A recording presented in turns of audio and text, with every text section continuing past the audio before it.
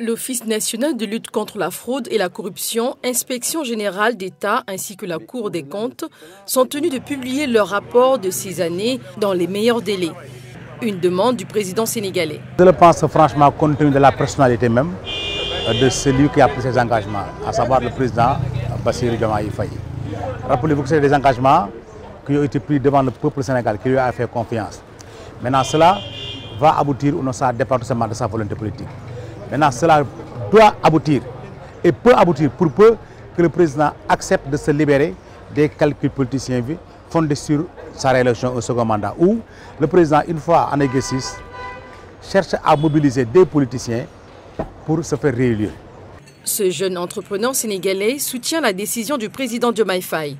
Déjà, ça concerne l'argent du contribuable sénégalais.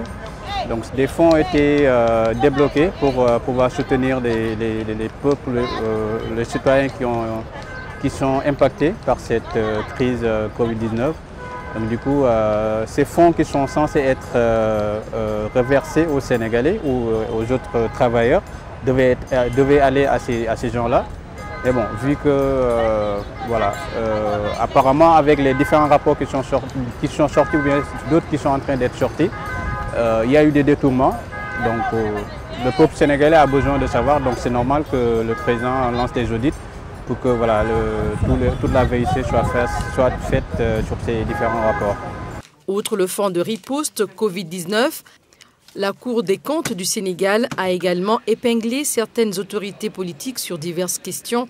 Des suites judiciaires sont aussi attendues quant à ces dossiers incriminés. Le Sénégal dispose d'un nouveau pôle financier qui est chargé de gérer toutes ces questions, tous ces problèmes juridiques quand ils arrivent à la table du procureur.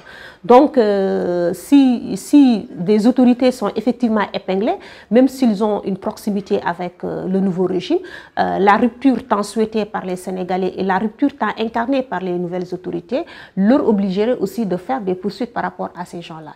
Raison pour laquelle notre principale recommandation est que cette publication des rapports, ou bien la suite judiciaire à donner à ces différents rapports, ne puisse pas être une traque aux sorcières, mais aussi ne puisse pas être sélectif comme on l'a connu dans le temps. C'est-à-dire poursuivre certains qui sont dans l'opposition, ou bien qui n'ont pas la grâce du président, et laisser d'autres qui, en réalité, sont avec le président et qui ont une certaine proximité et qui jouissent de la faveur présidentielle.